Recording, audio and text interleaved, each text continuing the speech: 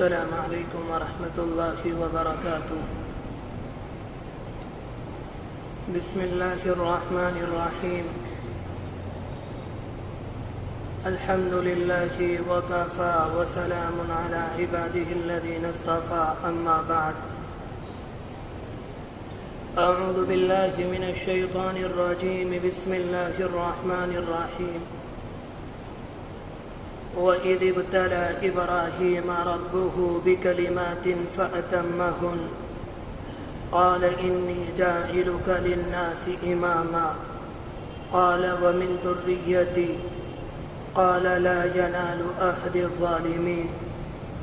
صدق اللہ العظیم۔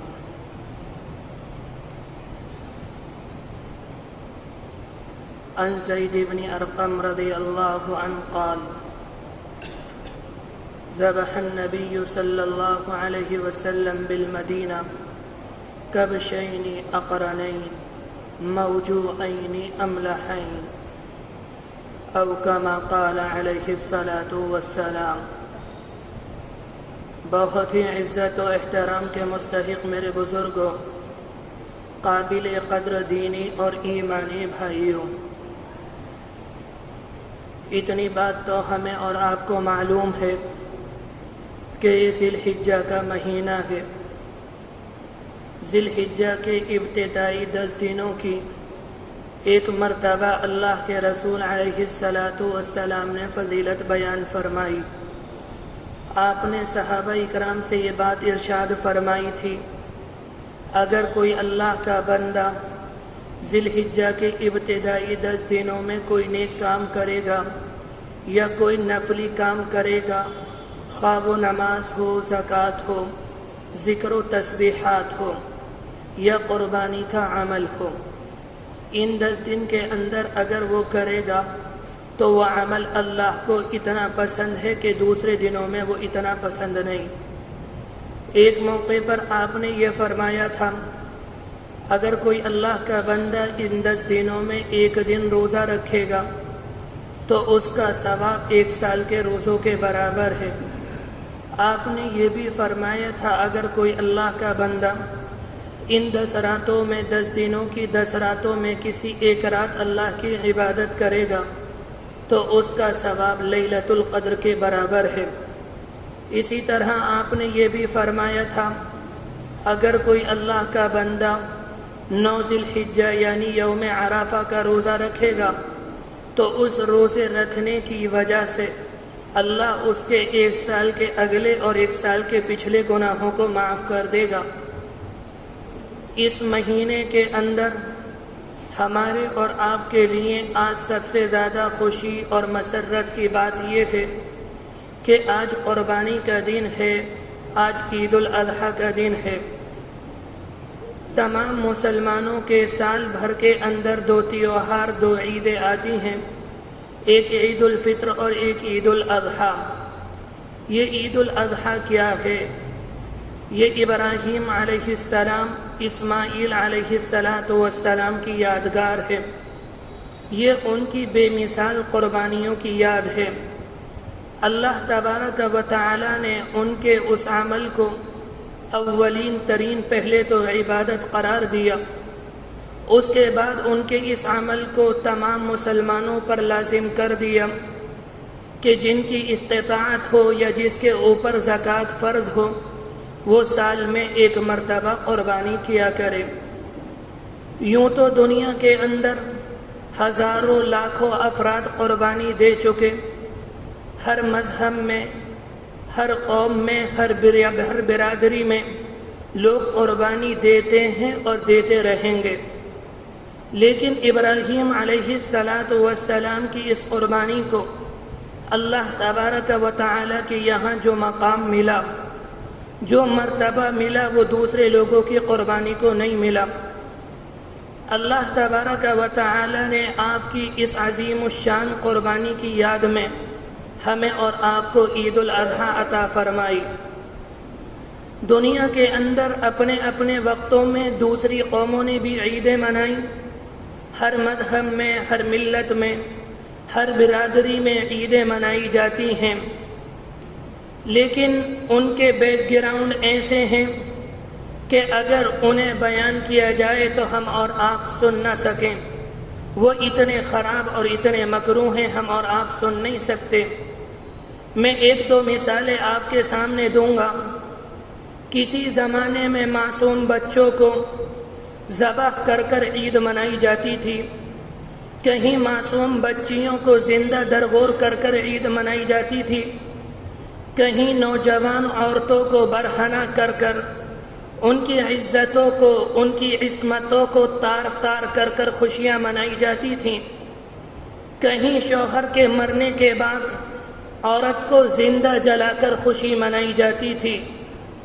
لیکن جب دنیا کے اندر مذہب اسلام آیا، اس نے ان تمام بیہودہ حرکتوں پر خوشی نہیں منائی، بلکہ مذہب اسلام کے اندر جو خوشی منائی جاتی ہے ان میں ہم اور آپ آپے سے باہر نہیں ہوتے، بلکہ اس میں بھی ہم اللہ تبارک و تعالی کی خوشنودی حاصل کرتے ہیں.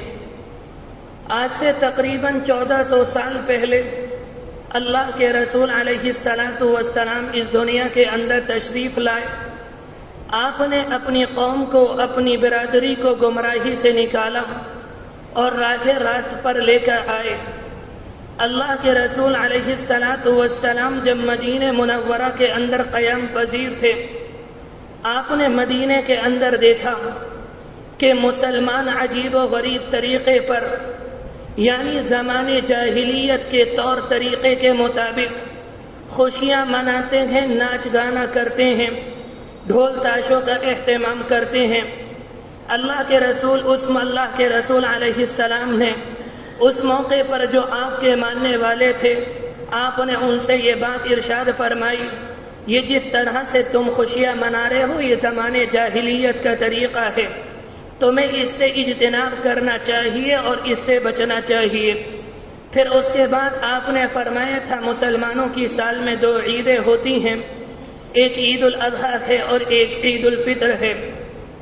میرے بھائیوں، ہم اور آپ یہ بات سمجھتے ہیں اس قربانی کی ابتدا کہاں سے ہوئی. اکثر بھائیوں کے ذہن میں یہ بات ہوتی ہے کہ قربانی کی ابتدا ابراہیم علیہ السلام سے ہوئی. یہ بات غلط ہے. اللہ تبارک و تعالی نے قوموں کے مزاج میں، ان کی طبیعتوں میں روز اول سے یہ بات رکھی ہے کہ وہ قربانی کیا کریں اللہ کے نام پر. ہر زمانے میں ابراہیم علیہ السلام کے زمانے سے پہلے، آدم علیہ السلام کے زمانے میں سب سے پہلے قربانی ہوئی. اس کے بعد انبیاء علیہ السلام نے اپنے اپنے زمانوں میں قربانی کی، اور آج ہم قربانی کرتے ہیں. قیامت تک یہ سلسلہ جاری رہے گا. دنیا کے اندر جب آدم علیہ السلام تشریف لے کر آئے، اماں حوا علیہ السلام دنیا کے اندر آئیں، اور دنیا کے اندر یہ خاندانی سلسلہ چلا اور بڑھا. تو ہر حمل سے توامین، ایک لڑکا اور ایک لڑکی پیدا ہوتا. جو لڑکی جس لڑکے کے ساتھ پیدا ہوتی، اس وقت اللہ تبارک و تعالی کا قانون یہ تھا کہ یہ لڑکی اس لڑکے کے ساتھ شادی نہیں کرے گی، بلکہ اس کے بعد جو ایک لڑکا اور ایک لڑکی پیدا ہوگی، پہلی والی لڑکی بعد والے لڑکے کے ساتھ شادی کرے گی اور بعد والی لڑکی پہلے والے لڑکے کے ساتھ شادی کرے گی. آدم علیہ السلام کے بہت ساری اولاد ہوئی. ان میں ایک بیٹے کا نام قابیل تھا. قابیل کے ساتھ بھی ایک لڑکی پیدا ہوئی جو بہت زیادہ خوبصورت تھی.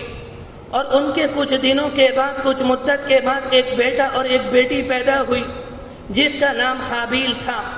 قانون الہی کے مطابق جو حابیل کی بہن تھی اس کی شادی قابیل سے ہونی تھی، اور جو قابیل کی بہن تھی اس کی شادی حابیل سے ہونی تھی. آدم علیہ السلام نے ان دونوں سے کہا کہ اس طرح سے شادی کرو، لیکن قابیل کی بہن خوبصورت تھی، حابیل کی بہن اتنی خوبصورت نہیں تھی. قابیل نے کہا جو میری بہن ہے میں اس سے شادی کروں گا، میں حابیل کی بہن سے شادی نہیں کروں گا. حضرت آدم علیہ السلام نے انہیں قانون الہی سمجھایا، انہیں بتایا کہ اللہ کا حکم اس وقت یہ ہے، لیکن قابیل نے بات نہیں مانی. آدم علیہ السلام نے اس موقع پر یہ کہا کہ تم اللہ کے لیے قربانی کرو، جس کی قربانی قبول ہوگی اس کی شادی قابیل کی بہن کے ساتھ ہوگی۔ انہوں نے آدم علیہ السلام کے کہنے سے قربانی کی۔ اس زمانے میں قربانی اس طرح سے نہیں کی جاتی تھی جس طرح سے ہم اور آپ کرتے ہیں۔ اس زمانے میں قربانی کے قبول ہونے کی علامت یہ تھی کہ آسمان سے آگ آتی اور اسے جلا کر چلی جاتی۔ اگر آگ اسے جلا دیتی تو یہ سمجھا جاتا کہ قربانی قبول ہو گئی، اور اگر آگ نہیں جلاتی تو سمجھا جاتا کہ اس کی قربانی قبول نہیں ہوئی۔ حابیل ایک دمبا لے کر آئے اور اسے میدان کے اندر کھڑا کیا، اور قابیل کچھ غلہ لے کر آئے اور انہوں نے اسے میدان کے اندر رکھا۔ اللہ کی طرف سے آگ آئی اور دمبے کو جلا کر چلی گئی، جس سے پتہ چلا کہ حابیل کی قربانی قبول ہوئی، قابیل کی قبول نہیں ہوئی۔ حضرت آدم نے کہا اب اس کی شادی اس سے ہوگی۔ قابیل کو حسد ہوا اور اس نے اس بات پر حابیل کو قتل کر دیا۔ قرآن مجید کے اندر ہے اذ قربا قربانا فتقبل من احدهما ولم يتقبل من الاخر۔ اللہ کے بندے آدم کے دو بیٹوں نے قربانی اللہ کے لیے کی، ان میں سے ایک کی قربانی کو اللہ نے قبول کیا اور ایک کی قربانی کو قبول نہیں کیا۔ اسی طرح سے ان کے بعد داؤد علیہ السلام نے اپنے زمانے میں قربانی کی، اسی طرح سے سلیمان علیہ السلام نے اپنے زمانے میں قربانی کی۔ یونان کی تاریخ بھی ڈھکی چھپی نہیں۔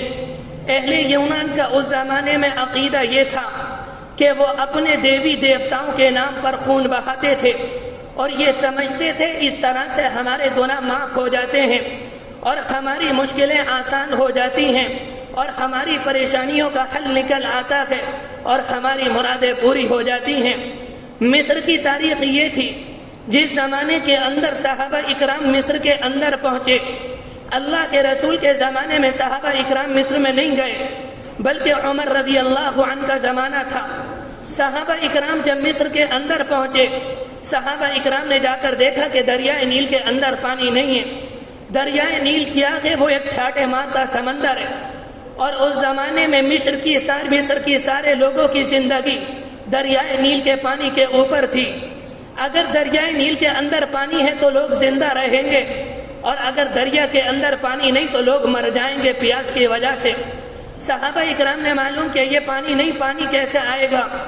ان لوگوں نے یہ بات کہی جب دریا کا پانی خشک ہو جاتا ہے، ہمارے سماج کے اندر جو سب سے زیادہ خوبصورت بچی ہوتی ہے، ہم اسے لے کر آتے ہیں اور اسے شاندار کپڑے پہناتے ہیں، سر سے لے کر پاؤں تک زیور سے آراستہ اور پیراستہ کرتے ہیں، اور اسے دریا کے درمیان میں بٹھا دیتے ہیں۔ ایک وبا آتی ہے، لڑکی کو ختم کر دیتی ہے اور دریا کے اندر پانی آ جاتا ہے۔ صحابہ اکرام کہتے ہیں یہ جاہلیت کی باتیں ہیں، اب اسلام آ گیا، اب لڑکی کی بھینٹ نہیں چڑھائی جائے گی۔ ان کے امیر نے مصر سے عمر فاروق رضی اللہ عنہ کے نام خط لکھا اور وہاں کی ساری حقیقت بیان کی۔ عمر رضی اللہ عنہ نے اس کے جواب میں اپنا خط میں ایک جواب لکھا۔ انہوں نے اپنے امیر کے نام نہیں لکھا، بلکہ انہوں نے براہ راست دریائے نیل کے نام لکھا۔ انہوں نے کہا میں تمہیں اپنا خط بھیج رہا ہوں، اس خط کو پڑھنا نہیں بلکہ اسے دریا کے اندر ڈال دینا۔ کتابوں کے اندر آج بھی حضرت عمر کا خط موجود ہے۔ انہوں نے اس خط کے اندر لکھا تھا دریائے نیل کے نام اللہ کے بندے عمر ابن خطاب کے نام سے ایک خط۔ اس کے اندر لکھتے ہیں اے دریا، اگر تجھے اللہ کے نام پر بہنا ہے تو بہ، ورنہ ہمیں تیری کوئی ضرورت نہیں۔ صحابہ اکرام نے ان کا پرچہ لیا اور دریا کے اندر ڈال دیا۔ جب دریا کے اندر پرچی ڈالی گئی، ان کا خط ڈالا گیا تو دریا کے اندر پانی نہیں تھا۔ ایک صحابی کہتے ہیں میں صبح میں اٹھا اور میرے دل کے اندر خیال آیا کہ جا کر دیکھوں کہ دریا کے اندر پانی آیا یا نہیں آیا۔ وہ صحابی جب دریائے نیل کے قریب پہنچے، وہ قسم کھا کر کہتے ہیں کہ میں نے اپنی آنکھوں سے دیکھا کہ صبح کے وقت میں دریا کے اندر 10 ہاتھ پانی آ چکا تھا۔ میرے بھائیو، یہ ہے عقیدہ توحید۔ میں یہ بات عرض کر رہا تھا کہ دنیا کے اندر جو قربانی کا سلسلہ جاری ہوا، یہ ابراہیم علیہ السلام سے نہیں بلکہ یہ روز اول سے آدم علیہ السلام کے زمانے میں قربانی کا سلسلہ جاری ہو گیا، جو ہر زمانے میں جاری رہا، اس زمانے میں جاری ہے اور قیامت تک جاری رہے گا۔ اسی درمیان آدم ابراہیم علیہ السلام دنیا کے اندر آئے انہوں نے یہ دیکھا جب وہ سن شعور کو پہنچے کہ والد محترم اور میری جو برادری ہے، میری جو قوم ہے وہ بتوں کی عبادت کرتی ہے۔ اللہ تبارک و تعالی نے ابراہیم علیہ السلام کو قلب سلیم دیا تھا۔ ابراہیم علیہ السلام کی سمجھ میں یہ بات نہیں آتی تھی۔ انہوں نے اپنے والد سے کہا، اے ابا آپ ان کی پوجا کیوں کرتے ہیں؟ یہ آپ کے معبود نہیں، انہیں آپ بناتے ہیں۔ معبود وہ ہے جس نے ہمیں اور کائنات کو بنایا۔ قوم نے ابراہیم علیہ السلام کی بات کو نہیں مانا۔ ابراہیم علیہ السلام نے ایک وقت آیا ان کے بتوں کو توڑ دیا، اور ایک وقت آیا کہ ابراہیم علیہ السلام کی قوم نے انہیں آگ کے اندر ڈال دیا۔ ابراہیم علیہ السلام آگ سے نکل کر آئے اور ابراہیم علیہ السلام نے اپنے والد سے ایک بات کہی، یا ابت لا تعبد الشیطان، اے ابا جان آپ شیطان کی عبادت نہ کیجئے، ان الشیطان کان للرحمن عصیا، یہ شیطان مالک کا نافرمان ہے۔ یہ قرآن مجید کی زبان ہے۔ ابراہیم علیہ السلام نکل کر آئے۔ ابراہیم علیہ السلام کی عمر تقریباً 90 سال کو پہنچ گئی۔ ان کی کوئی اولاد نہیں تھی۔ ابراہیم علیہ السلام بوڑھے ہو چکے۔ انہوں نے اللہ سے دعا کی، رب هب لی من الصالحین، اے اللہ مجھے ایک نیک بیٹا دے دیجئے۔ اللہ تبارک و تعالی نے ابراہیم علیہ السلام کی دعا کو قبول کیا، اور اسماعیل علیہ السلام دنیا کے اندر آئے۔ کس طرح سے ابراہیم علیہ السلام نے بیٹے کو مانگا تھا۔ جب اسماعیل علیہ السلام دنیا کے اندر آئے، اللہ تبارک و تعالی نے ابراہیم علیہ السلام سے کہا، تم اسے مکہ مکرمہ کی بے آب و گیا زمین پر چھوڑ کر آؤ۔ اس زمانے میں وہاں پر پانی کا قطرہ نہیں تھا، وہاں پر کھانے کے لیے کوئی دانہ نہیں تھا، وہاں پر گھاس کا کوئی تنکا نہیں تھا۔ اللہ کا حکم تھا۔ ابراہیم علیہ السلام نے اپنے بیٹے کو لیا اور بیٹے کی ماں کو لیا، اللہ کے حکم سے مکہ مکرمہ میں چھوڑ کر آئے۔ ابراہیم علیہ السلام انہیں چھوڑ کر آئے اور ملک شام میں آ گئے۔ یہاں پر ابراہیم علیہ السلام نے خواب دیکھا کہ میں اپنے بیٹے کو ذبح کر رہا ہوں۔ ابراہیم علیہ السلام ملک شام سے پھر مکہ مکرمہ آئے اور اپنے بیٹے سے آ کر پورا خواب بیان کیا۔ بیٹے سے کہا، یا بنی انی ارا فی المنام انی اذبحک فانظر تری، بیٹے میں نے خواب میں دیکھا ہے کہ میں تمہیں ذبح کر رہا ہوں، ذرا بتاؤ تمہاری رائے کیا ہے؟ بیٹا کہتا ہے، یا ابت افعل ما تؤمر ستجدنی ان شاء اللہ من الصابرین، اے ابا جان جس کا آپ کا حکم دیا گیا آپ اسے کر گزریے، آپ اس میں دیر نہ کیجئے، آپ مجھے صبر کرنے والا پائیں گے۔ ایک وقت آیا، اسماعیل علیہ السلام کو ابراہیم علیہ السلام لے لیا اور مینا کے میدان کے اندر آئے، اور وہاں جا کر انہوں نے اسماعیل علیہ السلام کو لٹایا۔ اس موقع پر اسماعیل علیہ السلام نے کہا، ابا جان مجھے کروٹ کے بل لٹانا، کہیں ایسا نہ ہو میری آنکھیں آپ کی آنکھوں سے مل جائیں اور آپ کی جان کے اندر، آپ کے دل کے اندر میری محبت جاگ جائے اور آپ اللہ کے حکم کو پورا نہ کر سکیں۔ ابا جان مجھے کروٹ کے بل لٹانا اور میری پرواہ نہ کرنا، پہلے اللہ کے حکم کو پورا کرنا۔ اسماعیل علیہ السلام کو لٹایا گیا، ان کے ہاتھوں کو باندھا گیا، اور ابراہیم علیہ السلام نے ان کے گلے کے اوپر چھری رکھی اور چھری چلانے کی کوشش کی۔ اتنے میں آواز آئی، اللہ اکبر اللہ اکبر۔ ابراہیم علیہ السلام نے دیکھا کہ جبرائیل امین اللہ کی کبریائی بیان کرتے ہوئے آ رہے ہیں۔ انہوں نے یہ سن کر کہا، لا الہ الا اللہ واللہ اکبر۔ جب ابراہیم علیہ السلام نے یہ جملہ کہا، اسماعیل علیہ السلام سمجھ گئے کہ قانون الہی بدل چکا ہے۔ وہ اٹھ کر بیٹھے اور انہوں نے کہا، واللہ اکبر وللہ الحمد۔ میرے بھائیوں، یہ کہ وہ ترانہ جو قربانی کے ایک دن پہلے سے ایک دن بعد تک ہم اور آپ ہر فرض نماز کے بعد کرتے ہیں، اللہ تبارک و تعالی کو ابراہیم علیہ السلام کی یہ ادا اتنی پسند آئی، اتنی پسند آئی، جب تک قیامت آئے گی، دنیا باقی رہے گی، اللہ نے کہا میرے ابراہیم کی یہ ادا باقی رہے گی۔ میرے بھائیوں، یہ ہم اور آپ جو قربانی کرتے ہیں یہ ابراہیم علیہ السلام کی یاد ہے۔ خوش نصیب ہیں وہ اللہ کے بندے جو قربانی کرتے ہیں۔ صحابہ اکرام اللہ کے رسول علیہ السلام کے پاس آئے اور آ کر معلوم کیا اے اللہ کے رسول یہ قربانی کیا ہے؟ آپ نے پہلے یہ بات فرمائی کہ یہ تمہارے باپ ابراہیم کی سنت ہے۔ اس کے بعد صحابہ کرام نے کہا اے اللہ کے رسول اگر ہم جانور کو قربان کر دیں ہمیں کیا ملے گا؟ آپ نے فرمایا جانور کے ایک بال کے بدلے تمہیں نیکی ملے گی، جانور کے بدن کے اوپر جتنے بال ہیں اتنی نیکیاں تمہارے نامہ اعمال میں لکھ دی جائیں گی۔ پھر آپ نے یہ بات ارشاد فرمائی کہ قربانی کے جانور کا خون کا قطرہ زمین پر گرنے سے پہلے اللہ تمہارے گناہوں کو معاف کر دیتا ہے۔ خوش نصیب ہیں وہ اللہ کے بندے جو قربانی کرتے ہیں، اپنے نامہ اعمال میں نیکیوں کا اضافہ کرتے ہیں، اور بد نصیب ہیں وہ لوگ جو استطاعت کے باوجود قربانی نہیں کرتے۔ اللہ کے رسول علیہ السلام نے فرمایا تھا اگر کسی کے بعد قربانی کی قدرت ہے، قربانی کرنے کی استطاعت ہے، اس کے بعد وہ قربانی نہ کرے تو وہ ہماری عیدگاہ میں نہ آئے، وہ ہماری مسجد میں عید کی نماز پڑھنے نہ آئے، وہ ہماری عیدگاہ کے قریب نماز پڑھنے نہ آئے۔ عبداللہ ابن عمر بیان کرتے ہیں کہ میں نے اللہ کے رسول علیہ السلام کے ساتھ رہا، اللہ کے رسول مدینہ منورہ کے اندر 10 سال رہے، میں نے اپنی آنکھوں سے دیکھا کہ 10 سال آپ نے قربانی کی۔ اس حدیث سے پتہ چلتا ہے کہ قربانی زندگی میں ایک مرتبہ نہیں بلکہ ہر سال قربانی مسلمانوں کے اوپر لازم اور واجب ہے۔ میرے بھائیو وقت کافی ہو چکا، اللہ تبارک و تعالی کہنے سننے سے زیادہ عمل کرنے کی توفیق نصیب فرمائے، قربانی کی حقیقت نصیب فرمائے۔ جس جذبے سے ابراہیم علیہ السلام نے قربانی کی وہ جذبہ نصیب فرمائے۔ اللہ ابراہیم علیہ السلام، اسماعیل علیہ السلام، نبی اکرم علیہ السلام جو سید الاولین والآخرین ہیں ان کی تابعداری نصیب فرمائے۔ ان دنوں میں ہم نے جو روزے رکھے اللہ ہمارے روزوں کو قبول فرمائے، اللہ ہماری نمازوں کو قبول فرمائے۔ ہم جو قربانی کا عمل کرنے جا رہے ہیں اللہ ہمارے اس قربانی کے عمل کو قبول فرمائے۔ اللہ ہماری اس مختصر سی دعا کو محض اپنے فضل و کرم سے قبول فرمائے۔ وآخر دعوانا ان الحمد للہ رب العالمین۔